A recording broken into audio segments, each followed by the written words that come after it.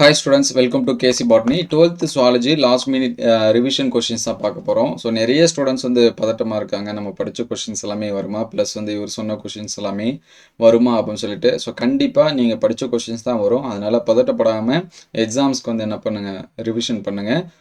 Last minute வரைக்கும் படிச்சுட்டே இருக்காதீங்க. ஸோ மார்னிங்கில் பார்த்தீங்கன்னா 1 மார்க்ஸ் 13 லெசன்ஸ்க்கு நீங்கள் வந்து என்ன பண்ணுறீங்க அப்படின்னா 1 மார்க்ஸ் வந்து படிச்சிருங்க. ஏன்னா நமக்கு புக் பேக் 1 மார்க்ஸ் தான். 15க்கு கிட்டத்தட்ட ஒரு 13 அல்லது 12 1 மார்க்ஸ் பார்த்தீங்கன்னா புக் பேக்லேருந்து தான் வரும். சரிங்களா? அதனால் புக் பேக் 1 மார்க்ஸை நல்லா ரிவிஷன் பண்ணிங்க மார்னிங்கில்.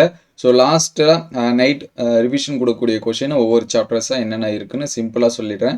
மினிமம் இது எல்லாமே ரீகால் பண்ணி வச்சுங்க. மோஸ்ட்லி பார்த்தீங்கன்னா நமக்கு ஃபஸ்ட் லெசன்லேருந்து 2 மார்க்கு 3 மார்க்ஸ் அதிகமாக கேட்டிருக்காங்க. 5 மார்க்ஸ் ஒரு சில இயர் தான் கேட்டிருக்காங்க. ஸோ அந்த 2 மார்க்ஸ் 3 மார்க்ஸ் வந்து எதில் வரும் அப்படின்னா இந்த கொஷின் தான் வரும். பல்வேறு ஒருங்கிணைவு முறை கான்ஜுகேஷன் டைப்ஸு, பார்த்தினோஜெனிசிஸ் கன்னி இனப்பெருக்கம், கன்னி இனப்பெருக்கத்தோட வருகை, இயற்கை, இந்த மாதிரி எல்லாமே இருக்கும். சரிங்களா? அது எல்லாமே படிச்சிருங்க.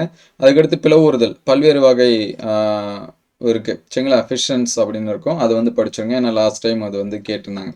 அதுக்கடுத்து 13வது லெசன் வந்தீங்க அப்படின்னா முடிஞ்ச அளவுக்கு வேஸ்ட் மேனேஜ்மெண்ட், கழிவு மேலாண்மை, என்னென்ன உங்களால் படிக்க முடியுமோ நம்ம ஏற்கனவே சொல்லியிருக்கோம். ஸ்டோரி மாதிரி நீங்கள் ஞாபகம் வச்சுக்கிட்டாலும் ஜென்ரலாகவுமே அதை என்ன பண்ணிக்கலாம், எழுதிக்கலாம். அதுக்கு ஜஸ்ட் அது எல்லாமே நம்ம வந்து ரீட் பண்ணியிருக்கணும். சரிங்களா? அதனால் நீங்கள் அதை பார்த்துங்க. அதுக்கடுத்து சாப்டர் 2ல் பார்த்தீங்கன்னா கண்டிப்பாக ஒரு 5 மார்க் கொஷின்ஸ் வந்து உண்டு. Question number 31, 32, 33, 34, 37. ஸோ இந்த கொஷின்ஸ் எல்லாமே என்ன பண்ணி வச்சுங்க, ரிவிஷன் பண்ணி வச்சுங்க. இதுலேருந்து 2 கொஷின் கூட கேட்கலாம். 3 மார்க்ஸில் ஒன்று, 5 மார்க்ஸில் ஒன்று, இந்த மாதிரி கேட்கலாம். அதனால் இதை வந்து நல்லா பார்த்துருங்க.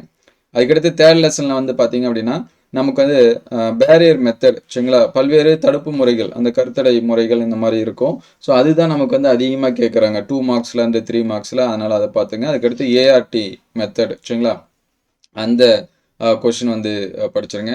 அதுக்கடுத்து 4th லெசன் வந்தீங்கன்னா புக் பேக்கில் இந்த 39, 43 இந்த 2 கொஷினும் வந்து என்ன பண்ணி வச்சுங்க, நல்லா படிச்சு வச்சுங்க. அதுக்கடுத்து 5th லெசன் வந்தீங்க அப்படின்னா மனித மரபணு திட்டம், ஹியூமன் ஜீனோம் ப்ராஜெக்ட். ஸோ அந்த டைட்டில் இருக்கக்கூடிய எல்லா கொஷினும் வந்து என்ன பண்ணி வச்சுங்க, ரீகால் பண்ணி வச்சுங்க. இலக்குகள், முக்கியத்துவம், சேலன் ஃபீச்சர்ஸ் இந்த மாதிரி இருக்கும், அதை படிச்சுருங்க. அதே மாதிரி டிஎன்ஏ ஃபிங்கர் பிரிண்டிங், ரேகச்சுரல், அதை வந்து பார்த்து வச்சுங்க. பிசிஆரை பற்றி இருக்கக்கூடிய கொஷின்ஸை என்ன பண்ணி வச்சுங்க, நீங்கள் படித்து வச்சுங்க. அதுக்கடுத்து மரபணு குறியீடு, சரிங்களா, இதோட முக்கியத்துவம் அல்லது சிக்னிஃபிகன்ஸ்ன்னு இருக்கும். ஸோ அந்த கொஷினும் வந்து என்ன பண்ணி வச்சுங்க, படித்து வச்சுங்க.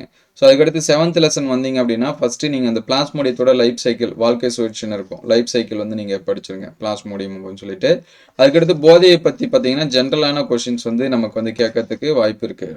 விலகல் அறிகுறிகள் என்ன இருக்கும், அளவுக்கு அதிகமாக பயன்படுத்தினா என்ன விளைவுகள் வந்து ஏற்படும் அப்படின்னு சொல்லிட்டு.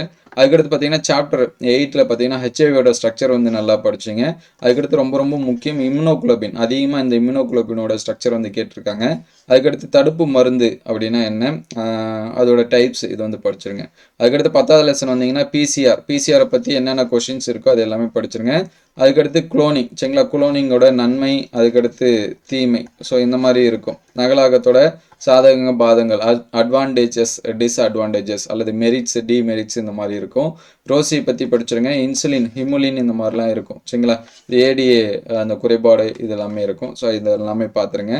அதுக்கடுத்து சாப்டர் 2ல் பார்த்தீங்க அப்படின்னா டயக்ராம் கொஷின்ஸ் வந்து இருக்கும். சரிங்களா? அதனால் டயக்ராம் கொஷின் சாப்டர் 2 and 7ல் இருக்கிறது இது எல்லாமே என்ன பண்ணி வச்சுங்க, நல்லா வரைஞ்சி பார்த்துருங்க. குறிப்பாக இந்த விந்து செல்லு, அதுக்கடுத்து அண்ட செல்லு, இதோட டயக்ராம்ஸ் எல்லாமே நல்லா வரைஞ்சி பார்த்துருங்க. மோஸ்ட் ஆஃப் தி இயர் அதிகமாக இதுதான் கேட்டிருக்காங்க. அதுக்கடுத்து இந்த விந்தகத்தோட அமைப்பு நம்ம தனியாகவே வீடியோஸ் எல்லாமே அப்டேட் பண்ணியிருந்தோம். சரிங்களா? அது எல்லாமே பாருங்கள். அதுக்கடுத்து இயர் கொஷின் உங்கள்கிட்ட இருந்துச்சு அப்படின்னா ஒரு லாஸ்ட் ஒரு 2-3 இயர்ஸ் கொஷின் கொஞ்சம் வந்து என்ன பண்ணி வச்சுங்க, ஜஸ்ட்டு பார்த்து வச்சுங்க. சரிங்களா? ஃபைனல் டைமில் எதுவும் வந்து புதுசாக படிக்காதீங்க. நீங்கள் படித்த கொஷின், இயர் கொஷின்லாம் நீங்கள் படித்தது எல்லாமே இருந்துச்சுன்னா அதை வந்து ரிவிஷனுக்கு வந்து யூஸ் பண்ணிங்க. எனக்கு டைம் இருந்துச்சுன்னா நான் வந்து அப்டேட் பண்ணுறேன், அல்லது லாஸ்ட் இயர் அப்டேட் பண்ண வீடியோஸ் இருக்குது, அதையுமே நீங்கள் யூடியூப்பில் செக் பண்ணி பார்த்துக்கலாம். கூட எது செக் பண்ணாலும் நீங்கள் வந்து கேசி பாட்டனி அப்படின்னு சொல்லி அப்டேட் பண்ணுங்கள். ஸோ நெக்ஸ்ட்டு வந்து பியூர் சயின்ஸ் பாட்னிக்கு ஸ்டடி பிளான் இதெல்லாமே அப்டேட் பண்ணுவோம். So all the best. எக்ஸாம்ஸில் உங்களுக்கு எல்லாமே ஈஸியான கொஷினாக தான் வரும். கண்டிப்பாக நீங்கள் எதிர்பார்க்கக்கூடிய மார்க்ஸும் உங்களால் என்ன பண்ண முடியும், ஸ்கோர் பண்ண முடியும். Thank you all. அடுத்து நம்ம வந்து பாட்னிக்கு வந்து அப்டேட் பண்ணுவோம். Thank you all.